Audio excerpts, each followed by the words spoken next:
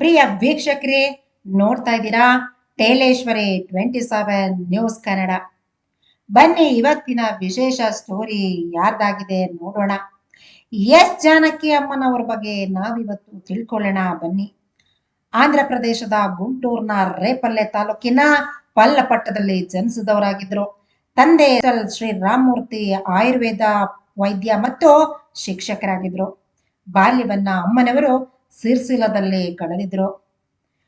ಪತಿ ದಿವಂಗತ ವೀರ್ ರಾಮ್ ಪ್ರಸಾದ್, ಮಗ ದಿವಂಗತ ಮುರಳೀಕೃಷ್ಣ ಎಂಬವರಾಗಿದ್ರು. ಎಸ್ ಜಾನಕಮ್ಮನವರ ಬಗ್ಗೆ ಎಷ್ಟು ತಿಳ್ಕೊಂಡ್ರು ಸಾಲಲ್ಲ. ಇವತ್ತಿನ ಕಾಲದಲ್ಲಿ 500,000 ಹಾಡುಗಳನ್ನ ಹಾಡಿದ್ರೆ ಅವರು ನಾವೇನೋ ಸಾಧನೆ ಮಾಡಿದ್ದೀವಿ ಅಂತ ಹೇಳಿ ಕುಣಿದಾಡ್ಬಿಡ್ತಾರೆ. ಆದ್ರೆ 20 ಭಾಷೆಗಳಲ್ಲಿ 48,000ಕ್ಕೂ ಹೆಚ್ಚು ಹಾಡುಗಳನ್ನ ಹಾಡಿದ್ದಾರೆ ನಮ್ಮ ಅಮ್ಮನವರು. 6 ದಶಕಗಳವರೆಗೆ ಹಾಡಿನ ಜಗತ್ತನ್ನೇ ಹಾಳಿ ಹರಸಿ ಹಾಡಿದಂತ ಮೌನ ಕಂಠ ಜಾನಕಮ್ಮನವರದು. ದಕ್ಷಿಣ ಭಾರತದ ಹಾಡಿನ ದೇವತೆ ಗಾನ ಸರಸ್ವತಿ ನಮ್ಮ ಜಾನಕಮ್ಮನವರು. ಕೋಟಿ ಆಸ್ತಿಯ ಒಡೆಯನ ಮಗನ ಕಾಲಿಕ ಮರಣ, ಪತಿಯನ್ನ ಕಳೆದುಕೊಂಡ ದುಃಖ ಆ ತಾಯಿಯನ್ನ ಛಿದ್ರವಾಗಿ ಮಾಡಿಬಿಟ್ಟಿತ್ತು. ಅಮ್ಮನವರ ಸಾಕು ಮಗನೊಂದಿಗೆ ಮೈಸೂರಿನಲ್ಲೇ ವಾಸ ಬಿದ್ರು. ಹೈದರಾಬಾದ್, ಮೈಸೂರು, ಚೆನ್ನೈನಲ್ಲಿ ಅದೆಷ್ಟೋ ಆಸ್ತಿಗಳು ಇವೆ ಎಂಬ ಮಾತನ್ನ ಕೆಲವು ಮೂಲಗಳು ಹೇಳುತ್ತಿವೆ. ಇದೆಲ್ಲ ಮುಂದೆ ನೋಡ್ತಾ ಹೋಗೋಣ. ನಿಮ್ಮ ಹೆಚ್ಚಿನ ವಿಡಿಯೋಗಳಿಗಾಗಿ ಕಮೆಂಟ್ ಮಾಡಿ, ಶೇರ್ ಮಾಡಿ, ಸಬ್ಸ್ಕ್ರೈಬ್ ಮಾಡ್ಕೊಳ್ಳಿ. ಈ ವಿಡಿಯೋ ಇಷ್ಟ ಆದಲ್ಲಿ ಎಸ್ ಅಮ್ಮ ತಮಿಳು, ತೆಲುಗು, ಕನ್ನಡ, ಮಲಯಾಳ, ಹಿಂದಿ ಹೀಗೆ ಅನೇಕ ಭಾಷೆಗಳಲ್ಲಿ ಹಾಡುಗಳನ್ನ ಹಾಡಿದ್ದಾರೆ. 1957 ಆರಂಭಿಸಿದ ತಮ್ಮ ಗಾನ ಪಯಣ ಆ ಕಾಲದ ಅತಿ ಹೆಚ್ಚು ಸಂಭಾವನೆಯ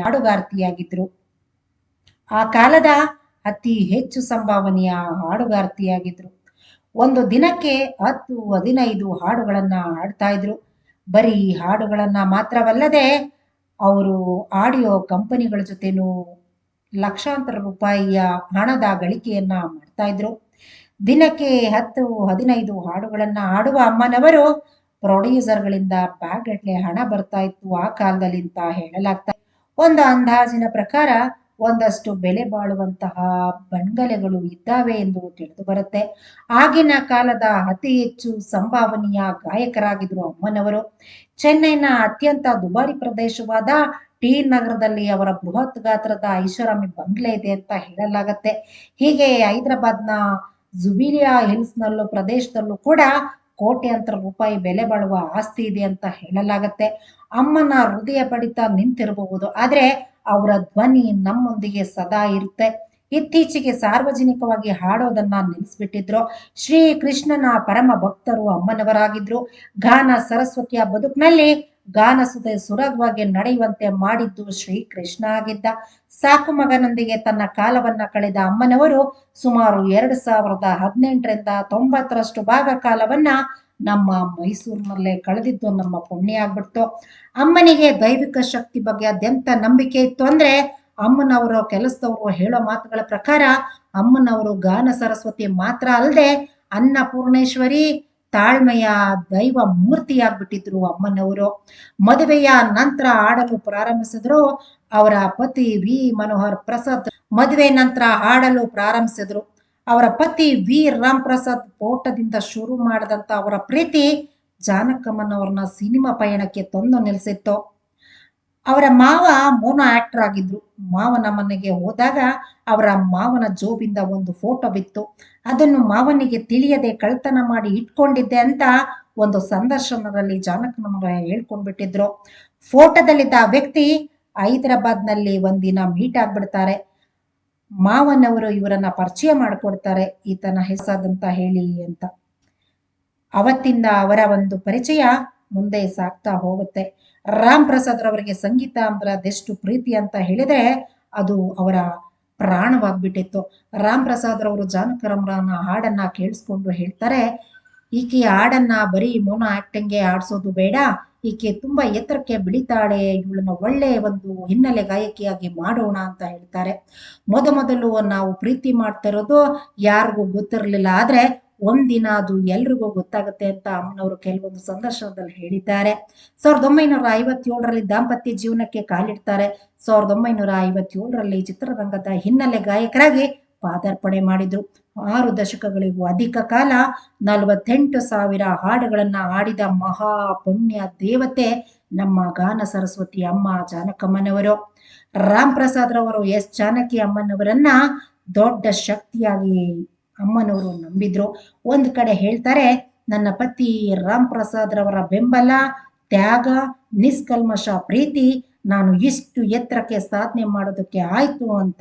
1997ರಲ್ಲಿ ಪತಿಯನ್ನ ಕಳೆದುಕೊಂಡ ಅಮ್ಮನವರು ಮತ್ತೆ ಒಬ್ಬಂಟಿಯಾಗಿ ನಿಂತು ಬಿಡುತ್ತಾರೆ.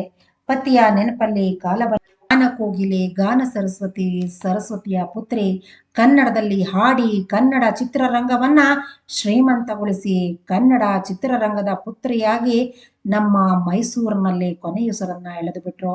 ಪಕ್ಕದ ರಾಜ್ಯದಲ್ಲಿ ಹುಟ್ಟಿ ನಮ್ಮ ರಾಜ್ಯಕ್ಕೆ ಬಂದು ನಮ್ಮ ಚಿತ್ರರಂಗದಲ್ಲಿ ಹಾಡಿ ಬೆಳೆದು ನಮ್ಮಲ್ಲೇ ನೆಲೆಸಿ ನಮ್ಮೊಂದಿಗೆ ಉಸಿರಾಗಿ ನಿಂತವರು ಜಾನಕಮ್ಮನವರು. ಬಿಳಿ ಸೀರೆ, ಹಣೆಗೆ ವಿಭೂತಿ ಧರಿಸ್ತಿದ್ದ ಅವರು ಬಹಳ ಸರಳ ವಿರಳ ಜೀವನವನ್ನ ನಡೆಸ್ತಾ ಇದ್ರು. ಇತ್ತೀಚೆಗೆ ಅಷ್ಟೇನೆ ಅವರ ಮುದ್ದಿನ ಮಗ ಭಾರತ ಲೋಕಕ್ಕೆ ಪಯಣ ಬೆಳೆಸ್ಬಿಟ್ಟಿದ್ರು. ತನ್ನ ಕಣ್ಣೆದುರು ತನ್ನ ಎತ್ತ ಕಂದಮ್ಮನನ್ನ ಕಳೆದುಕೊಂಡ ಜಾನಕಮ್ಮನವರು ಮಾನಸಿಕವಾಗಿ ದೈಹಿಕವಾಗಿ ಬಹಳ ಕುಗ್ಗಿ ಹೋಗಿದ್ರು. ಮತ್ತು ಇತ್ತೀಚಿನ ದಿನಗಳಲ್ಲಿ ಪ್ಲೇನ್ ಆಕ್ಸಿಡೆಂಟ್ ಅಲ್ಲಿ ತಮ್ಮ ಮೊಮ್ಮಗಳನ್ನು ಕಳೆದುಕೊಂಡಂತಹ ಮನಸ್ಥಿತಿ ಅದು ಅವರನ್ನ ತುಂಬಾ ಮಾನಸಿಕವಾಗಿ ಹಿಂಸೆಗೆ, ನೋವಿಗೆ ತಳ್ಳಲ್ಪಟ್ಟಿತ್ತು. ಹೈದರಾಬಾದ್ನ ಗುಂಟೂರಿನಲ್ಲಿ ಜನಿಸಿದ ಅವರು ಕೊನೆಗೆ ಅವರು ಬದುಕಲು ಇರಲು ತಮ್ಮ ಕೊನೆಗಾಲವನ್ನ ಜೀವನದಲ್ಲಿ ಕೊನೆಗಾಲವನ್ನ ಸವಿಯೋದಕ್ಕೆ ಆಯ್ಕೆ ಮಾಡಿಕೊಂಡಂತ ಜಾಗ ಕನ್ನಡಾಂಬೆಯ ನಾಡು ಕರ್ನಾಟಕದ ಮೈಸೂರಾಗಿತ್ತು. ಇದು ನಮ್ಮ ಹೆಮ್ಮೆಯಾಗಿದೆ. ಇವರು ಸ್ವಾಭಿಮಾನದ ಹೆಮ್ಮರವಾಗಿದ್ರು. ಅವರು ತನ್ನ ವೃತ್ತಿ ಜೀವನದಲ್ಲಿ ಅನ್ಯಾಯವಾದಾಗ ಅಮ್ಮನವರು ಧ್ವನಿ ಎತ್ತಿ ಪ್ರತಿಭಟನೆ ಮಾಡಿದ್ರು.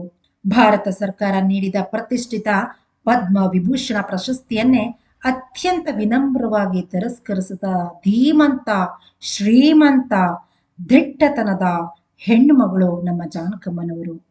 ನನ್ನ ಅಭಿಮಾನಿಗಳಿಗೆ ಪ್ರೀತಿನೇ ಅತ್ಯಂತ ದೊಡ್ಡ ಪ್ರಶಸ್ತಿ, ಸರ್ಕಾರದ ಪ್ರಶಸ್ತಿಗಳಿಗಾಗಿ ನಾನು ಹಾಡೋದಿಲ್ಲ ಎಂದು ಹೇಳಿದರು. ಅವರ ಈ ಮಾತುಗಳು ಇತಿಹಾಸದ ಪುಟಗಳಲ್ಲಿ ಬರೆಯಲ್ಪಟ್ಟಿದೆ. ದಕ್ಷಿಣ ಭಾರತದ ಸಂಗೀತ ದಿಗ್ಗಜರಾದ ಮ್ಯೂಸಿಕ್ ಮಾಸ್ಟರ್ ಇಳಿಯರಾಜ ಮತ್ತು ನಾದಬ್ರಹ್ಮ ಹಂಸಲೇಖ ನಿರ್ದೇಶನದಲ್ಲಿ ಆಡಿದಂತಹ ಹಾಡುಗಳು ಅಮ್ಮನವರಿಗೆ ಅತ್ಯಂತ ಎತ್ತರದ ಸ್ಥಾನಗಳಿಗೆ ಕರೆದುಕೊಂಡು ಹೋಗಿತ್ತು. ಎಲ್ಲ ಸಿನಿಮಾಗಳ ಹಾಡುಗಳನ್ನ ಅಮ್ಮನವರು ಹಾಡ್ತಾ ಇದ್ರು. ಭಾಷೆ ಯಾವುದಾಗಿದ್ರು ಅಷ್ಟೇನೆ ಬಹಳ ಸರಳತೆಯಿಂದ ಆಡ್ತಾ ಇದ್ರು. ಆ ಹಾಡನ್ನ ಈ ಭಾಷೆ ನಂದು ಎಂಬಂತೆ ಆಡ್ತಾ ಇದ್ರು. ಡಾಕ್ಟರ್ ರಾಜ್ಕುಮಾರ್ ಚಿತ್ರರಂಗಗಳಿಗೂ ಹಾಡುಗಳನ್ನ ಹಾಡಿದ್ದಾರೆ, ಚಿತ್ರಗಳಿಗೂ ಕೂಡ ಹಾಡುಗಳನ್ನ ಹಾಡಿದ್ದಾರೆ. ಸಣ್ಣ ಮಕ್ಕಳಂತೆ ದೊಡ್ಡವರಂತೆ ಒಂದೇ ಹಾಡಿನಲ್ಲಿ ಅನೇಕ ಧ್ವನಿಗಳನ್ನ ಬದಲಾಯಿಸ್ತಾ ಇದ್ರು. ಅಮ್ಮನವರ ಹಾಡುಗಳನ್ನು ಪಠ್ಯ ಪುಸ್ತಕಗಳಲ್ಲಿ ತಂದ್ರೆ ಮಕ್ಕಳಿಗೆ ಒಂದು ನೆನಪಿನ ಶಕ್ತಿಯಾಗಿ ಉಳಿಯುತ್ತೆ. ಹಾಗೇನೆ ನಮ್ಮ ಕರ್ನಾಟಕದ ಬೆಂಗಳೂರಿನಲ್ಲಿ ಅಮ್ಮನ ಸ್ಮಾರಕ ಆದ್ರೆ ಎಲ್ಲ ಹಾಡುಗಾರರಿಗೆ ಒಂದು ಸ್ಫೂರ್ತಿದಾಯಕ ಆಗತ್ತೆ.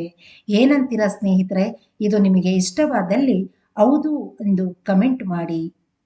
ಹೀಗೆ ಹೆಚ್ಚಿನ ನ್ಯೂಸ್ಗಳಿಗಾಗಿ ನೋಡ್ತಾ ಇರಿ ಟೈಲೇಶ್ವರಿ 27 ನ್ಯೂಸ್.